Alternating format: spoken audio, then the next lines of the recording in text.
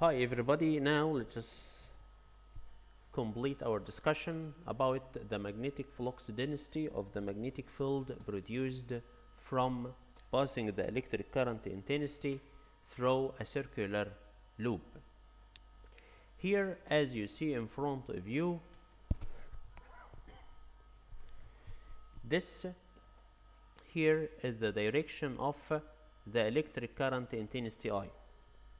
This is the direction of the electric current intensity I, moving here from left to right, and we call it clockwise direction, from left to right. We need to draw the direction of the magnetic flux lines produced from this circle. If we imagined that these two sides are two wires, then you will find that if you put your thumb here, then the direction of the magnetic flux lines at this location will move from right to left, anti-clockwise. And here the direction is moved downward. If you put your thumb here, you will find the rest of fingers moved from left to right. So all the magnetic flux lines get out from this face and turn and get in from this face here in front of you. So we can use Ampere's right hand rule to determine the direction of emerging the magnetic flux lines. But here, how we can use Ampere's right hand rule? Dear student, you used Ampere's right hand rule during your studying for passing the electric current in the straight wire, but the thumb was pointing to the direction of the electric current intensity, and the rest of fingers point to the direction of the magnetic flux lines. But here in this case, we will make the rest of fingers point to the direction of the electric current intensity I. If you put the rest of fingers in this direction, you will find that your thumb point to this direction in front of you here. So the magnetic flux lines will get out from this face and turn to get in from the other face here. We know, of course, this shape is look like the direction of the magnetic flux lines which is produced from a bar magnet, due to the bar magnet has north pole and south pole, and always the magnetic flux lines get out from the north pole and turn to get in the south pole. So here the face where the magnetic flux lines get out, we call it north pole, and the other face, the other side where the magnetic flux lines get in, we call it south pole. So here this coil has two poles, north pole and south pole, so we can say that this magnetic flux lines, this magnetic field, exactly similar to the magnetic field of the bar magnet. So the shape of the magnetic flux lines here, the magnetic field is similar to the magnetic field of a short magnet. The magnetic field at the center of the coil here, this is the center of the coil. Of course it's uniform and it look like a straight line.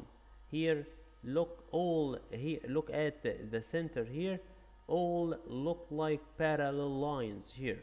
So is uniform, so the magnetic field lines are parallel and perpendicular to the plane of the coil. Here the plane of the coil in a vertical plane, and this is the plane of the magnetic flux lines in the horizontal plane. So the angle between the plane of the magnetic flux lines and the plane of the coil equal 90 degrees. Now as we made in the straight wire, we will make here, we call the magnetic flux density of this magnetic field B.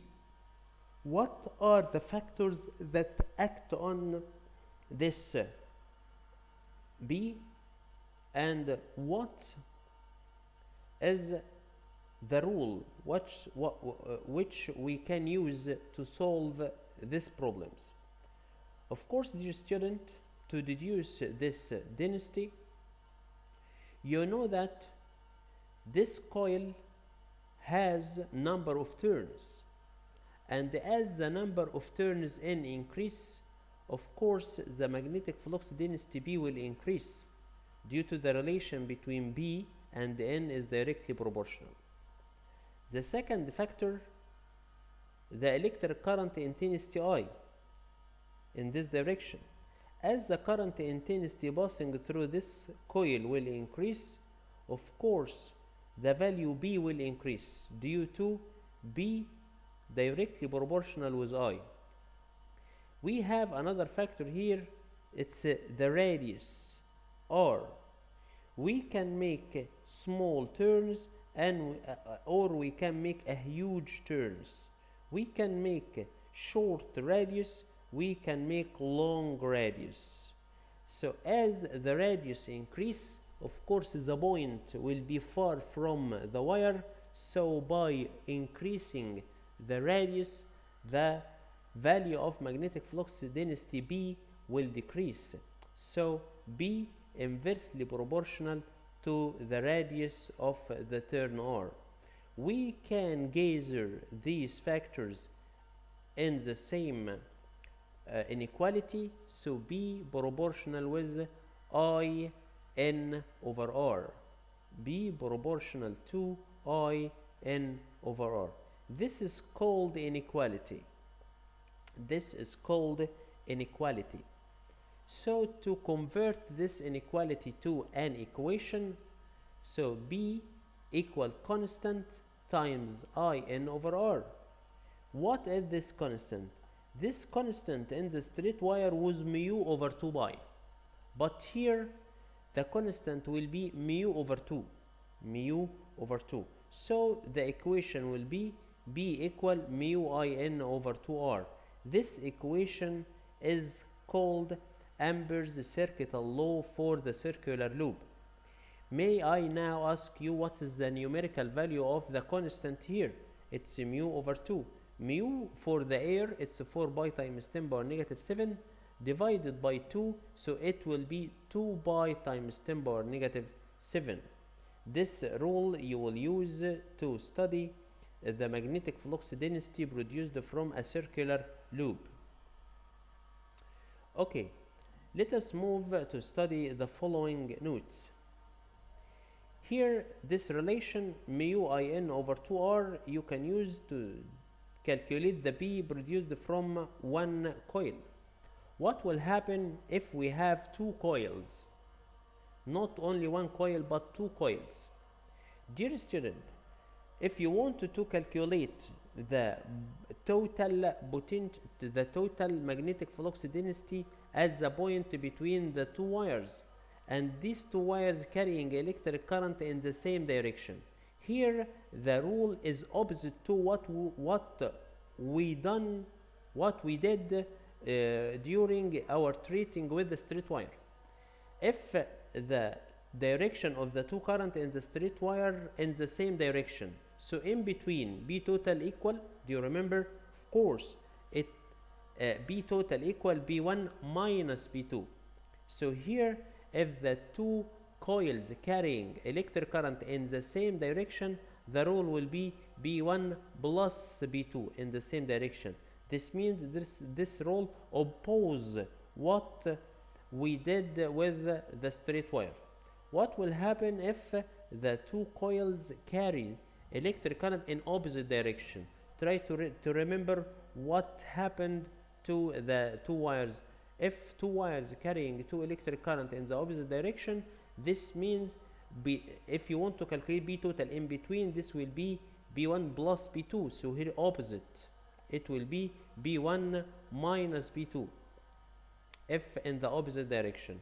Okay, what will happen if the two coils B1 and B2 perpendicular on each other.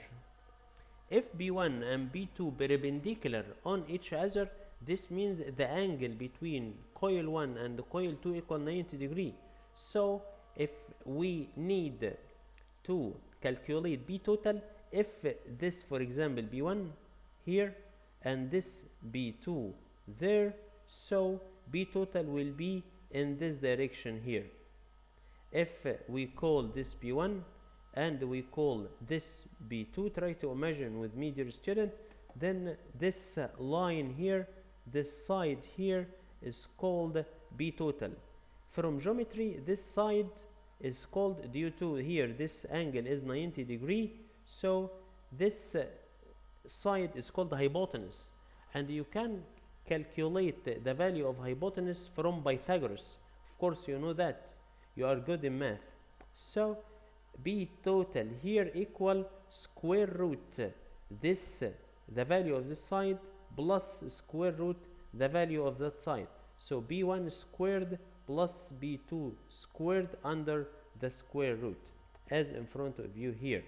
So B total, in case of two circular loops having the same center and perpendicular to each other, B total will be square root B1 squared and B2 squared.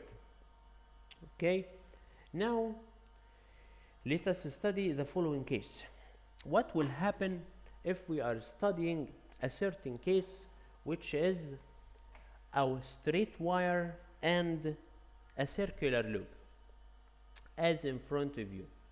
If the problem told you that you have a straight wire, the direction of the electric current intensity in the straight wire, as you see here in front of you, and the direction of the electric current intensity from right to left, from right to left here. From right to left mean the direction here is anti-clockwise.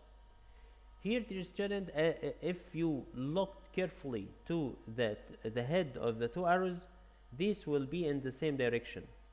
Try to remember what will happen if we have two wires.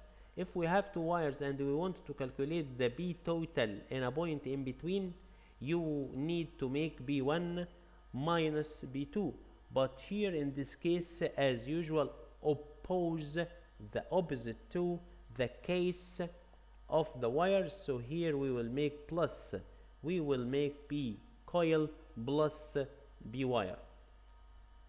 But here, if this is the direction of the electric current intensity through the wire, and the direction of the electric current intensity in the coil from left to right, this means it's clockwise, then here the direction of the electric current intensity in the wire in the opposite direction of the electric current intensity in the coil. So try to remember what happened to the wire. If opposite direction to the wire, it's plus B1 plus B2, so here we will make minus. We will make minus. This is wrong here, dear student. It's minus. It isn't a plus. It's minus. Okay. So if in the same direction you need to make plus, in the opposite direction you need to make minus. Why we said B coil minus B wire and we didn't say that it's B wire minus B coil? This depends on the values of each of these B coil and B wire. If B coil is higher than B wire, so we can say B coil minus B wire. If B wire is higher, so you need to say B wire minus B coil. So to determine the magnetic flux density at the center of a circular loop at a certain distance from a straight wire in the same plane, it's important to notice this word here, in the same plane. This means the angle between the two planes equals 0, so there is no 90 degree. If in the same direction, so we will make plus, in the opposite direction we will make minus. What will happen if one of these rotate by a 90 degree? If one of these rotate by a 90 degree, This means, for example, here this is the plane of the coil, and there is the plane of the wire, so the angle is 90, so B total will be in this direction, and we call it hypotenuse. So if there is a hypotenuse, you need to use Pythagoras to calculate B total. So B total will be square root B1 squared plus B2 squared under the square root. Okay, here in front of you, two very important cases. Two very important cases. Case number one. Dear student, if the problem told you that you have a circle, this circular loop carry electric current intensity I, rotate from left to right, this means it's clockwise, and there is an electric current intensity second one pass through a straight wire, and this wire is tangent to this circular loop, and the center away from the wire by a distance d. In this case, of course, from the geometry of the shape in front of you, we can say that D equal R. D equal R, due to this wire is tangent to this circular loop. Here the current in the coil is I1, and the current in the wire it's I2. And we need from you to calculate or study the neutral point at the center of this loop. Here the neutral point means B1 B wire minus B coil equals 0. So B coil will equal to B wire. You need to write the rule, so B wire equal mu I2 over 2 by D, and B coil mu I1N over 2R. We can cancel mu with mu, and 2 with 2, and R with D, due to R equal D. Here remains I1N, it will be equal to I2 over pi. We will use this rule here in front of you only in this case, when you find the shape of the circuit as you see in front of you, and here both direction of the two currents in the wire and the coil should be in the opposite direction. So this rule can't be used in all cases, but you can use it in a specific case only. Case number 2. If I told you we have two circular loops, these two circular loops have two different number of turns, so the radius of both are different. R1 differ than R2, but both are connected to the same source. Same source here means I1 equal I2. Of course, you know that B1 will be mu I1 N1 over 2R1. Mu2 will be mu I2 N2 over 2R2. Putting B1 divide B2, this means mu I1 N1 over 2R1 times 2R2 over mu I2 N2. We will cancel 2 with 2 and mu with mu and I1 with I2, due to here we have the same source. Then where remains B1 over B2 equal N1 over N2 times R2 over R1, as you see in front of you here. You can't use this rule unless the problem tell you that the two circular loops are connected to the same source and they have different number of turns and radius. If the problem didn't tell you the number of turns or the radius, then we can replace r2 over r1 by n1 over n2. Then this rule will change to be b1 over b2 equal n1 squared over n2 squared. Or if the problem didn't tell you that about the number of turns, then we can replace n1 over n2 by r2 over r1. Then this rule will change to be b1 over b2 equal r2 squared over r1 squared. This due to the relation here between n and r is inversely proportional. If the number of turns increase, then of course the radius will decrease.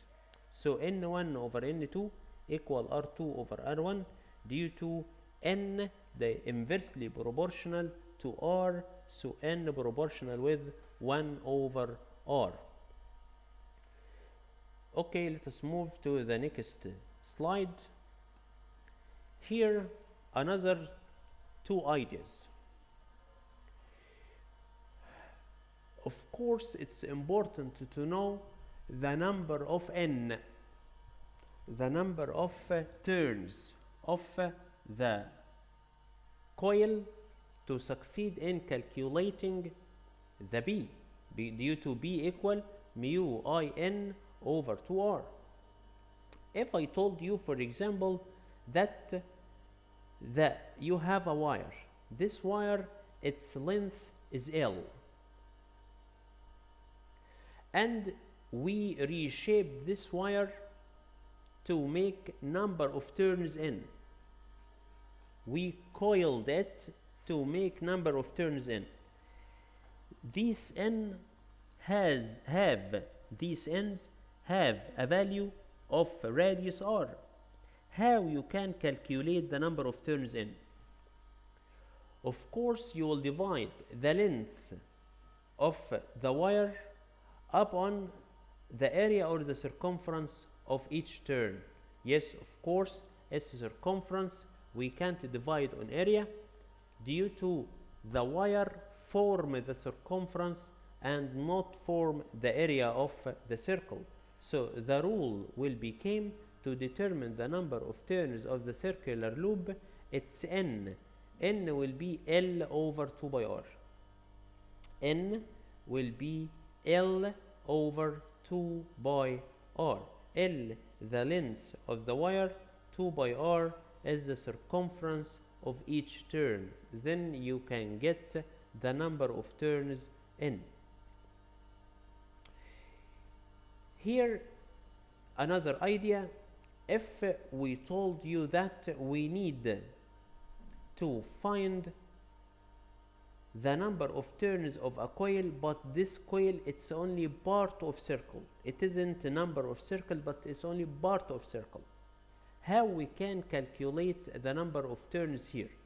If this only the part, and this is the radius, and this is another radius, you can get the number of turns here by asking yourself, if you get only one turn, this means the opposite angle should be 360. Okay, if you know the opposite angle here, which opposite to the part of this circle that you want to calculate its value, then here you can use this rule in front of you. N, the number of turns, equal theta over 360. Theta over 360. N, it's the number of turns of the coil that you want to calculate. Theta is the angle opposite to the part which you want to calculate its n. 360 is the total angle of the circle. So here we reach to the factors that affect the magnetic flux density at a center of a loop.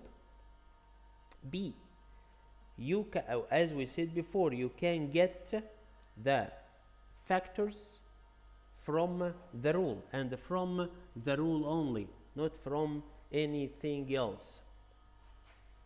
B equal mu I n over 2r. So B directly proportional to n.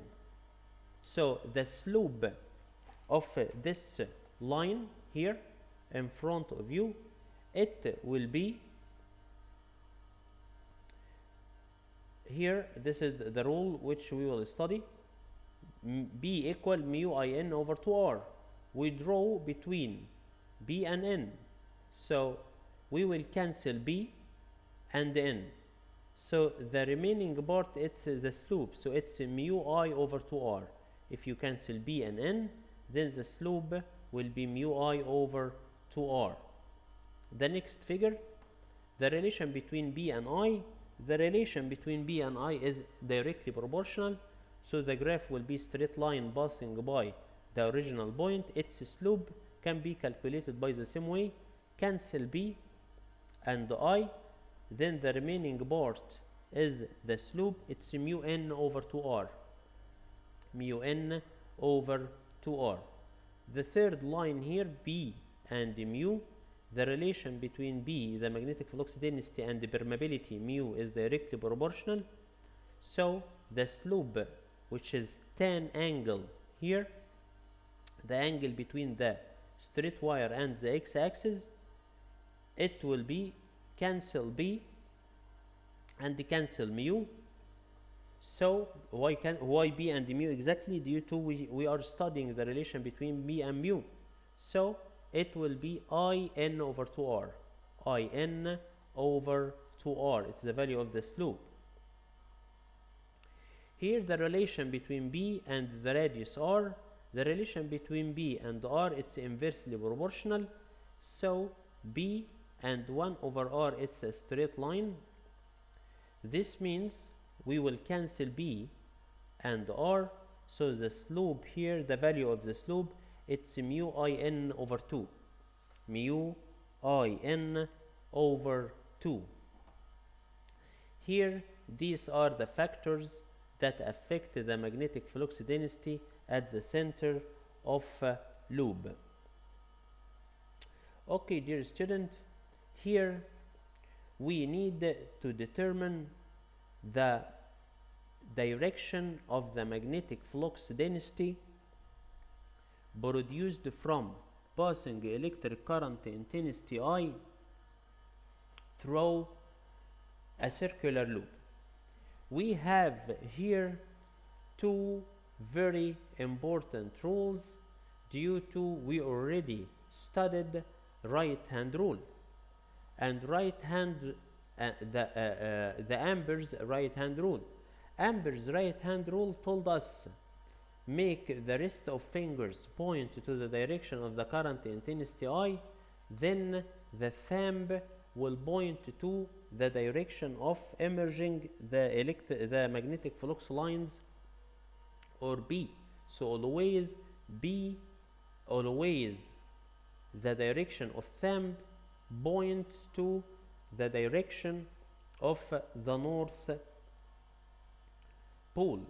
Now I'll give you a period of time to try to solve problems on this part, and we will return back to study these rules together. For this time, goodbye.